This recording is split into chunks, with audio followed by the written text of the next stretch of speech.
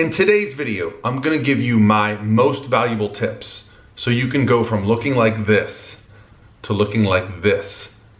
The things you need to do in 2022 to get lean and stay lean. And it starts right now.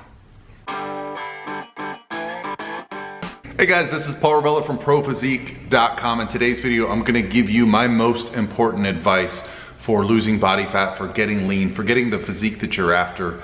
And all of that starts with my Instagram direct message, guys. So if you're interested in asking me questions, I'm really here to help you guys, give you feedback. So if you go to my Instagram direct message, send me your messages. I can try to answer them via Instagram, or if I feel like they deserve a bigger audience, I'll put it here on YouTube. And speaking of YouTube, hey, it's the new year. So go ahead and hit subscribe if you enjoy this type of content from a coach who's been lifting for over 30 years, coaching full-time for more than a decade, and really just wants to give you guys the best information so that you can make your own decisions. Hi Paul, 48 years old currently, 260 pounds, ready to change my lifestyle, to lose fat and become healthier. Could you give me some diet advice to get on the way, please? So what I'm gonna do is I'm gonna take you through a little bit of my day and show you guys some of the things that I have done to build a physique like this. I'll put some pictures on the screen here, guys. So first of all, I am 6'3". I am 220 pounds this morning. I've already lost 10 pounds starting my transformation challenge. And I'm a lifetime natural competitive bodybuilder, athlete. I played sports growing up, got interested in bodybuilding. And so let's start with what I feel like is probably the thing that's missing in most people's lives. And that is getting some form of daily cardiovascular exercise. Now, before you run for the hills thinking that cardio is the enemy, understand that the reason I'm sitting right here is to show you what's happening. That's my treadmill. I get up every day. That's my TV. First thing before I even start working is I come here and I do my cardio. Now, not everybody has the fortune to have that set up, but most people can find some way to do some type of cardio. Walking for me has been a game changer. It's allowed me to stay lean like this, like these pictures on the screen here. The last time I dieted down for a bodybuilding competition, which I don't expect everyone to do, but the last time I did, that's right, all I did was walking. Now, I did a video on how to use walking to get lean last week, which explains how I use this treadmill, because it's not as simple as just starting to walk, right? My first most valuable piece of advice is set up something that you can do daily. All right, so my second tip is actually perfect timing because I'm just sitting down to eat my lunch here. I've got my plate of food in front of me, and it's something that we competitive bodybuilders and those of us that have been focused on adding, lean body mass for a long time focus on, but I don't think that the general population realizes just how little protein they get per day. So by focusing on getting a good source of lean protein at each meal, you're actually gonna release a hormone called PYY, which is the hormone responsible for satiety, making you feel full. And protein releases more of that hormone when you eat than carbohydrates or fats. So focus on getting a good amount of protein. The easiest thing I can say is if you have a goal weight, it's a really good idea to just focus on getting your protein to about that number in grams if you're dieting down in pounds. Okay, so if let's say your goal weight is 200 pounds, if you're getting around 200 grams of protein a day, you're gonna feel really full. You're gonna have all your needs met as far as what you need to build muscle, keep muscle, and stay full throughout the day. All right, guys, so the next tip I wanna give you guys is to pick a deadline. You see a lot of people say, I'd like to lose weight, I'd like to look better, but they don't put any type of emphasis on it because they don't set a deadline. The first time that I ever got into really good shape, I actually surprised myself at how good of condition I got into, but it was because I had a very important deadline and I actually entered a bodybuilding competition. Now, do I think everybody should enter a competition? No, but I do think everybody should have a deadline. This is why, and you've probably done this, you've said, well, I've got this reunion coming up, I've got a wedding I'm gonna be at, maybe I'm going on vacation to a beach and my shirt's gonna come off.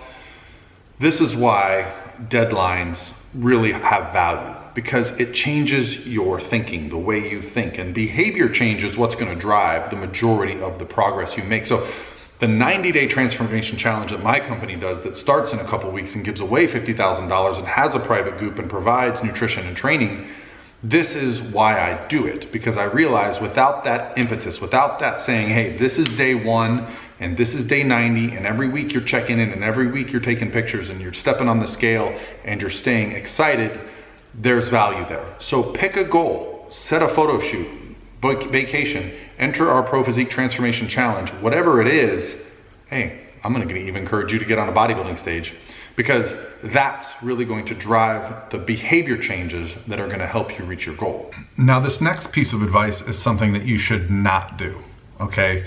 And this is probably the most common approach that people take to trying to lose weight or lose body fat, and that is to enter into what I call a very low calorie diet, where you immediately do something like, hey, I'm gonna do no carbs, hey, I'm gonna do no fats, hey, I'm gonna do 800 calories, I'm gonna do 1200 calories, whatever it might be.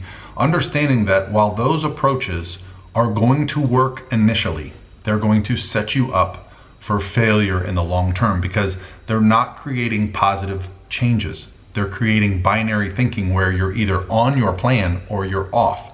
You haven't changed your behavior, you're just starving yourself.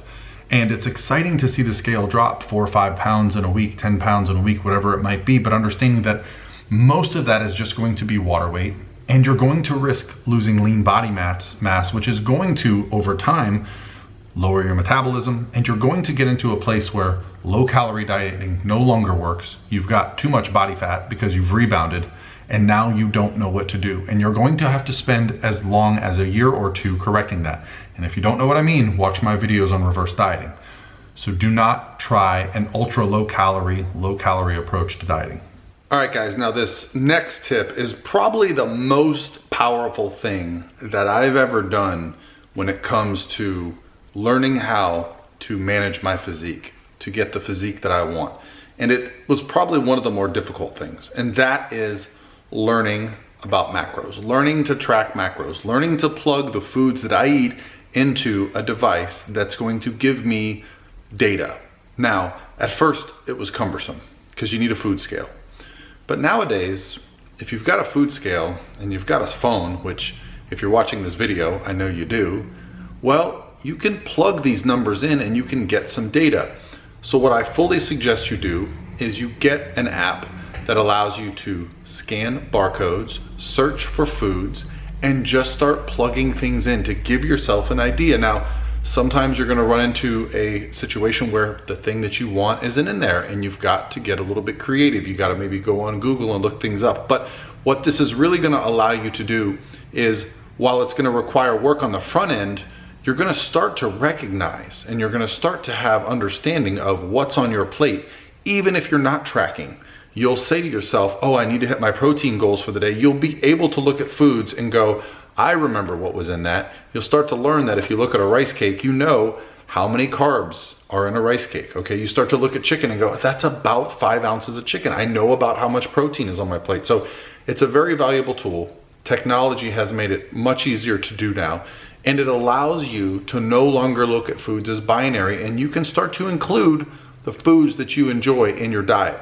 And that's why I think learning how to track your calories and your macros is super valuable. Another good way to really ensure success, one of my favorite tips, is to actually set up a meal pattern which allows you to have energy throughout the day. Now, time-restricted feeding and fasting has become very popular, and for good reason. If you create a set of boundaries when you can eat and can't eat, it can help you restrict calories. So while I'm a fan of creating these boundaries, I don't like the idea that it creates binary thinking, whereas you don't eat for certain hours of the day and then you gorge yourself for others. There still needs to be the accountability of, like I showed you guys, tracking what you're taking in on a daily basis. But by setting up parameters and saying, hey, I like to eat at these 3 or 4 key times throughout the day, it's going to provide the ability for you to keep your digestion up, keep your energy up, and just about the time you're getting hungry, have that next meal. Understanding that meal hunger, or the hunger for your next meal,